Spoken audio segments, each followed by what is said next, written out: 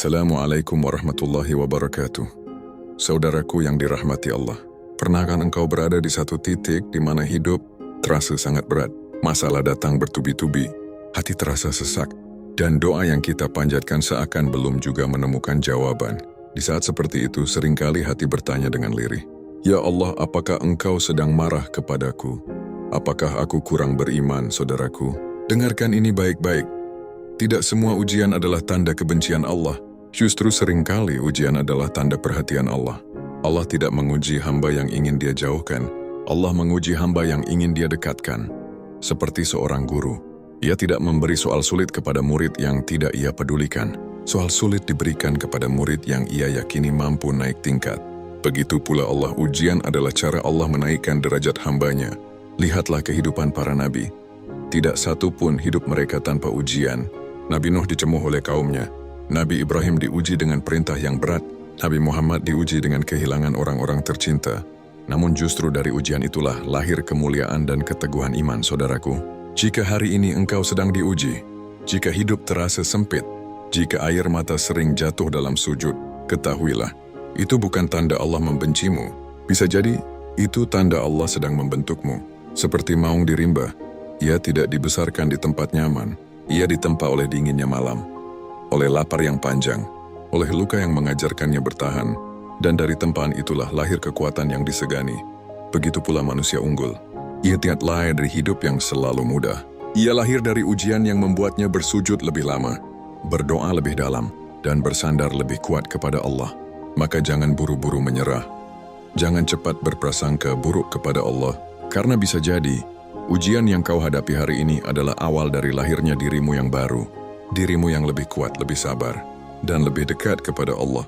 Saudaraku, pernahkah kita berhenti sejenak lalu bertanya dalam hati, kenapa dunia sekarang terasa berbeda?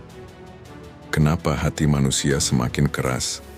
Kenapa yang salah terlihat biasa dan yang benar justru terasa asing? Atau jangan-jangan tanpa kita sadari, kita sedang berjalan pelan menuju hari yang Allah sebut sebagai hari yang pasti. Pembukaan dengan salam. Assalamualaikum warahmatullahi wabarakatuh. Saudaraku yang dirahmati Allah, Al-Quran bukan hanya kitab yang kita baca saat ibadah. Al-Quran adalah peringatan. Al-Quran adalah cahaya.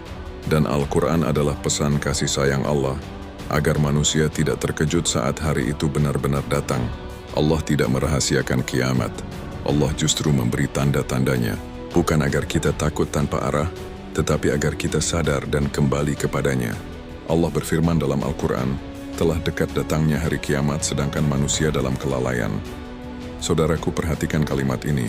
Bukan dikatakan manusia tidak tahu tetapi lalai, tahu namun tidak peduli, mengerti namun menunda. Hari kiamat itu pasti, bukan kemungkinan, bukan perkiraan, tetapi janji Allah. Namun anehnya, semakin dekat hari itu, semakin banyak manusia yang sibuk mengejar dunia. Harta dikejar siang dan malam. Popularitas dijadikan tujuan hidup. Namun salat sering ditunda. Doa sering dilupakan. Al-Quran hanya dibuka saat hati sedang sempit saja. Saudaraku, itulah tanda awal yang Allah sebutkan. Bukan datangnya kiamat besar lebih dulu, tetapi perubahan pada hati manusia. Allah juga berfirman, apabila manusia telah berpaling dari peringatan Allah, ketika hati tidak lagi tersentuh oleh ayat, ketika nasihat dianggap angin lalu, ketika dosa tidak lagi terasa berat, inilah tanda yang paling berbahaya. Karena ketika hati mati, mata tidak lagi melihat kebenaran, telinga tidak lagi mendengar nasihat. Saudaraku yang dirahmati Allah, jika hari ini kita masih diberi rasa takut kepada Allah, masih merasa gelisah saat berbuat dosa, itu bukan kelemahan, itu tanda iman masih hidup. Karena tanda kiamat bukan hanya di langit, bukan hanya di bumi, tetapi di dalam hati manusia. Dan dari sinilah tanda-tanda berikutnya akan terus bermunculan. Semoga Allah menjaga hati kita, agar tidak termasuk orang-orang yang lalai ketika hari itu semakin dekat. Saudaraku yang dirahmati Allah, setelah Allah mengingatkan bahwa manusia lalai, Al-Quran menjelaskan akibat dari kelalaian itu, yaitu rusaknya akhlak dan moral manusia. Allah berfirman, telah tampak kerusakan di darat dan di laut disebabkan karena perbuatan tangan manusia. Saudaraku, perhatikan ayat ini dengan hati yang jujur. Kerusakan tidak datang sendiri. Bukan karena alam semata, tetapi karena perbuatan manusia. Ketika manusia mulai jauh dari Allah, maka akhlak pun ikut runtuh. Yang dulunya malu berbuat dosa, kini bangga memamerkannya. Yang dulunya takut melanggar aturan Allah, kini justru mencari pembenaran. Saudaraku, di akhir zaman, yang benar terasa berat, yang salah terasa ringan, nasihat dianggap mengganggu, maksiat dianggap kebebasan. Orang jujur dibilang kuno, orang yang menjaga diri dibilang kolot. Sebaliknya, yang berani melanggar batas justru dianggap hebat dan berani. Inilah yang disebut rusaknya moral. Bukan karena manusia tidak tahu halal dan haram, tetapi karena hati sudah terbiasa melanggar. Allah juga mengingatkan bahwa ketika dosa dilakukan terus-menerus, maka hati akan tertutup. Saudaraku, awal dosa terasa berat. Namun jika diulang, hati menjadi kebal. Akhirnya yang haram tidak lagi terasa haram. Inilah tanda kiamat yang sangat jelas. Bukan munculnya api dari langit terlebih dahulu, tetapi runtuhnya rasa takut kepada Allah. Ketika zina dianggap biasa, ketika dusta dianggap strategi, ketika amanah dianggap beban, saat itulah akhir zaman semakin dekat, saudaraku yang dirahmati Allah. Jika hari ini kita merasa dunia semakin gelap, bukan karena matahari kehilangan cahaya, tetapi karena hati manusia kehilangan iman. Namun ingat, selama masih ada orang yang ingin menjaga akhlaknya, selama masih ada yang ingin taat kepada Allah, maka rahmat Allah belum dicabut. Bab ini bukan untuk menghakimi, tetapi untuk menyadarkan. Karena tanda kiamat seringkali datang dalam bentuk yang sangat dekat dengan kita. Dan dari rusaknya moral inilah akan lahir tanda-tanda berikutnya yang akan kita dengarkan pada bab selanjutnya. Saudaraku yang dirahmati Allah, ketika akhlak mulai runtuh, maka tanda berikutnya akan muncul dengan jelas, yaitu manusia semakin lalai dari Allah. Allah berfirman, semakin dekat hari kiamat, namun manusia semakin berpaling.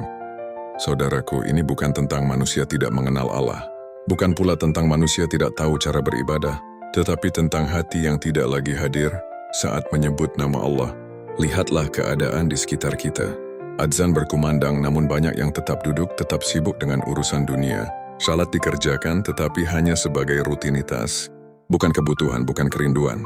Al-Quran ada di rumah, namun jarang dibuka. Kalaupun dibaca, hanya sebatas suara, belum sampai ke hati. Saudaraku, inilah bentuk kelalaian yang paling halus.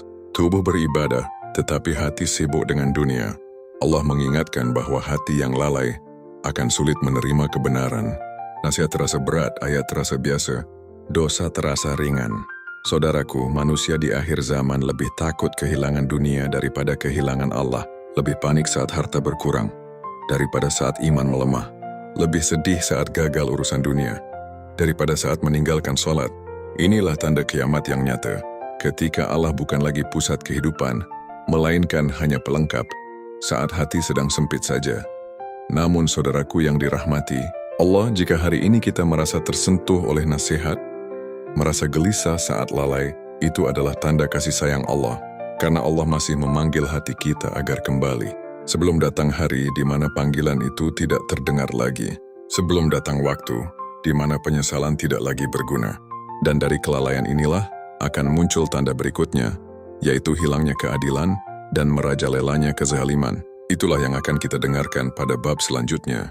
Saudaraku yang dirahmati Allah, ketika manusia mulai lalai dari Allah, maka satu hal akan ikut menghilang, yaitu keadilan. Allah berfirman, dan apabila manusia tidak lagi berhukum dengan apa yang Allah turunkan, saudaraku, keadilan bukan hanya soal hukum di pengadilan. Keadilan adalah tentang sikap, tentang kejujuran, tentang amanah. Di akhir zaman yang benar sering disalahkan, yang salah justru dibenarkan. Suara kebenaran dibungkam, sementara kebatilan diberi panggung. Orang yang jujur sering tersingkir. Orang yang licik justru naik derajat. Yang lemah tidak punya tempat bersuara. Yang kuat menentukan segalanya. Saudaraku, inilah kezaliman yang Allah peringatkan. Bukan hanya kezaliman fisik, tetapi kezaliman hati dan keputusan. Hukum bisa dibeli, kebenaran bisa dinegosiasikan. Amanah dianggap beban, bukan tanggung jawab. Allah sangat membenci kezaliman, karena kezaliman adalah kegelapan, dan kegelapan akan melahirkan kerusakan yang lebih besar. Saudaraku, ketika keadilan dicabut, maka rasa aman ikut hilang. Manusia hidup dengan kecurigaan. Hati dipenuhi ketakutan. Inilah tanda kiamat yang nyata. Saat dunia terasa penuh, namun jiwa terasa kosong. Namun ingat saudaraku, selama masih ada orang yang berusaha adil meski sendirian, maka harapan masih ada. Karena Allah selalu bersama orang-orang yang adil, meski mereka sedikit. Dan ketika kezaliman sudah merajalela, Allah akan menurunkan peringatan berikutnya, bukan lewat kata-kata tetapi lewat peristiwa. Itulah tanda berikutnya yang akan kita dengarkan pada bab selanjutnya. Saudaraku yang dirahmati Allah, ketika manusia terus lalai, ketika keadilan ditinggalkan, Allah tidak langsung menurunkan kiamat. Allah Maha Penyayang. Allah masih memberi peringatan. Salah satu peringatan itu adalah melalui bencana dan kerusakan alam. Allah berfirman, "Dan kami akan memperlihatkan kepada mereka sebagian dari tanda-tanda kami, agar mereka kembali." Saudaraku, gempa datang tanpa undangan, banjir meluap tanpa aba-aba, angin menghancurkan, api melalap, manusia panik. Manusia takut, namun seringkali takut itu hanya sementara. Bencana bukan hanya soal alam, ia adalah pesan bahwa bumi ini milik Allah dan manusia hanyalah tamu. Allah juga berfirman, "Telah tampak kerusakan di darat dan di laut, disebabkan oleh perbuatan tangan manusia." Saudaraku, ketika manusia serakah, ketika alam dieksploitasi tanpa batas, ketika amanah dilanggar, maka alam pun bereaksi. Namun di balik semua itu Allah tidak sedang menyiksa, tetapi mengingatkan agar manusia kembali rendah hati, agar manusia sadar bahwa kekuasaan dunia hanyalah sementara. Saudaraku, di akhir zaman bencana akan semakin sering terasa, bukan karena Allah lemah tetapi karena manusia semakin jauh. Sayangnya, banyak yang hanya mencari penyebab duniawi namun lupa memperbaiki diri. Padahal pesan Allah sangat jelas. Jika manusia memperbaiki diri, maka Allah akan menurunkan keberkahan dari langit dan bumi. Bab ini bukan untuk menakut-nakuti, tetapi untuk menyadarkan. Karena sebelum kiamat yang besar, Allah selalu mendahuluinya dengan peringatan demi peringatan. Dan setelah peringatan alam ini akan datang tanda berikutnya, bukan dari luar manusia, tetapi dari dalam diri manusia sendiri. Itulah yang akan kita dengarkan pada bab selanjutnya. Saudaraku yang dirahmati Allah, setelah begitu banyak tanda Allah perlihatkan, setelah peringatan datang silih berganti, kiamat tetap belum juga datang. Bukan karena Allah lupa, bukan karena Allah menunda tanpa sebab, tetapi karena Allah Maha Penyayang. Allah berfirman, "Sesungguhnya hari kiamat itu pasti datang, tidak ada keraguan padanya." Saudaraku, kalimat ini adalah penegasan. Kiamat bukan kemungkinan, bukan juga cerita untuk menakut-nakuti. Ia adalah kepastian.